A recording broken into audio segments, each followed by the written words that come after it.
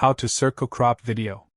To begin, I added a video to my timeline and I want to crop another video into circle and put it above this one. First, drag the video you want to do circle crop in above track.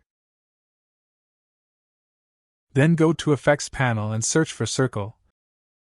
Drag and drop Circle effect into your video. With your top video selected, go to Effect Controls and under Circle, set the blending mode to Stencil Alpha, then increase the radius to make the circle bigger. Now change the center values to adjust your subject position into circle. Now double-click on the circle in Preview window and position it to where you want. Now to add a stroke to the circle, in Effects panel, search for Paint Bucket and drag Paint Bucket effect into your top video. Under Paint Bucket effect, set the color of the stroke. Set Fill Selector to Alpha Channel and set Stroke to Stroke. Increase the stroke width a little.